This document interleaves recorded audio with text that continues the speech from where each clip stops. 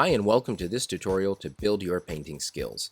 In this session, you will be introduced to layering paint and creating texture. This painting should take about 45 minutes to complete. I've gone and found this reference photo from online to use as a composition guide and simply cropped it square. We will work about 20 centimeters by 20 centimeters square. Watch this quick method to create a square on your paper. Take a corner and extend it to the side without creasing it.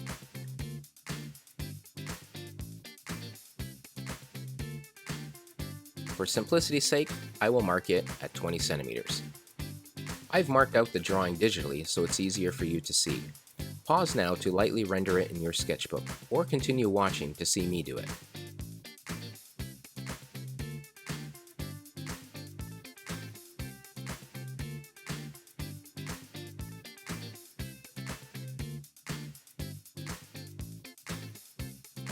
Here are three types of brushes. The first one is called a flat brush. It's good for filling in large areas. The next one is called a filbert.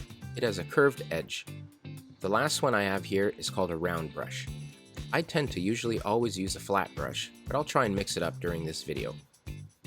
On our palette, we will need black, white, yellow ochre, burnt sienna, cadmium red, and ultramarine blue.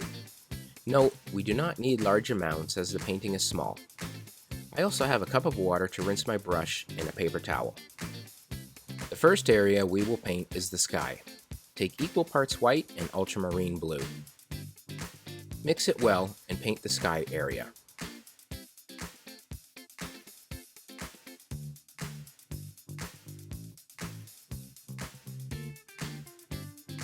Take care around the edge.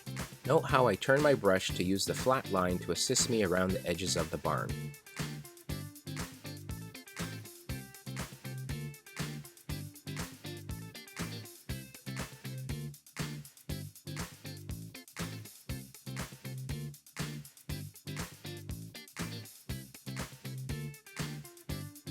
Add a second coat if needed.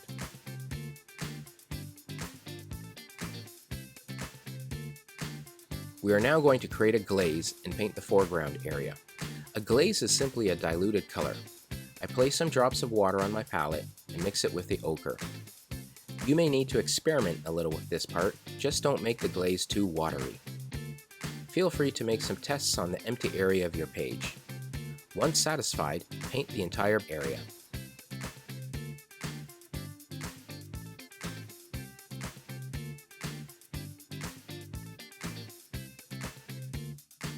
I'll just show a bit here how we will create the grass area with brushwork. You don't need to do this, just paint the entire area.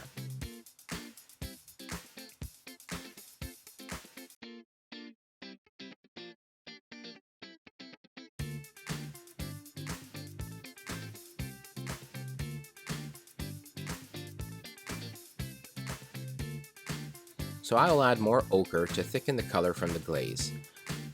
I will apply upward vertical strokes to mimic blades of dried grass. One thing to remember is that these blades or strokes will be very short as they are furthest away. These strokes will increase in length as we move more towards the front. I try to flick the brush up to create a tapered line. Move across the area somewhat varying the upward strokes.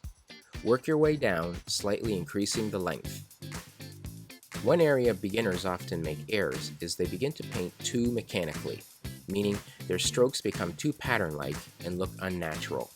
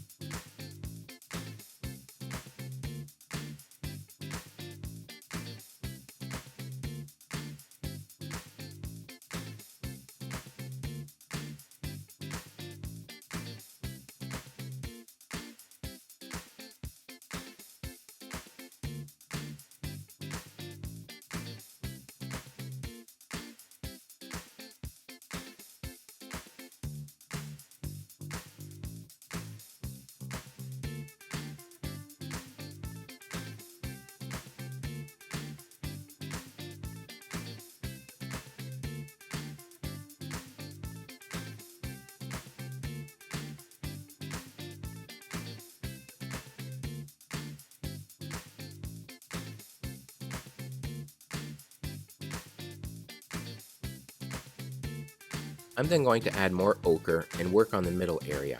You can see this kind of creates a different tone. I continue with the brush strokes and add some burnt sienna with the ochre to create a different value.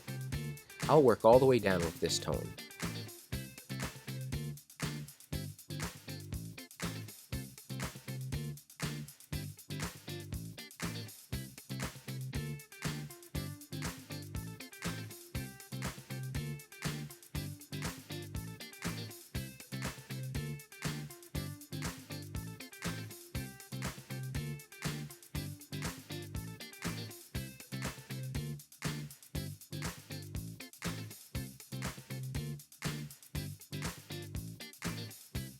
For the very bottom, I'll add more burnt sienna and utilize longer strokes.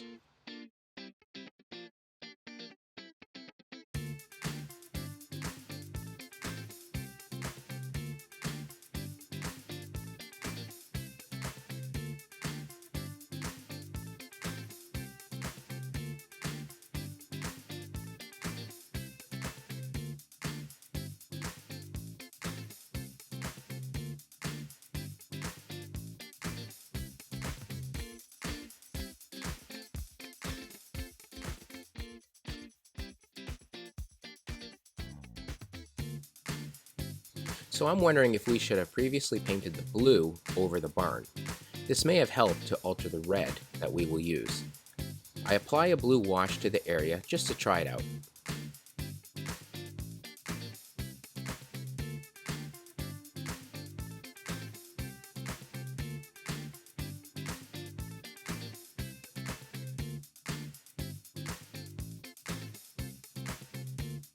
To paint the barn, I will mostly use red, but apply some of the burnt sienna used before. Use the edge of the flat brush to assist you in creating the edges.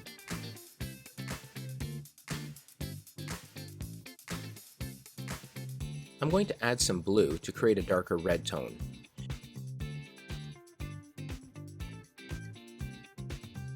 Note my downward feather brush stroke.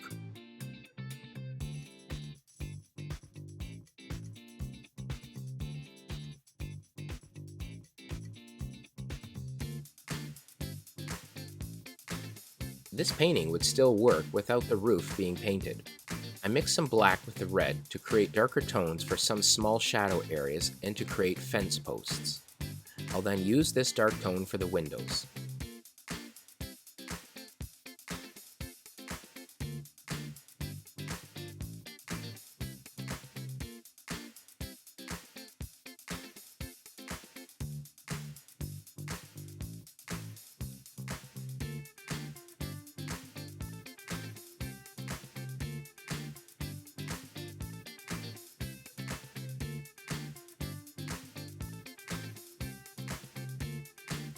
Let's create a dark brown to paint the roof.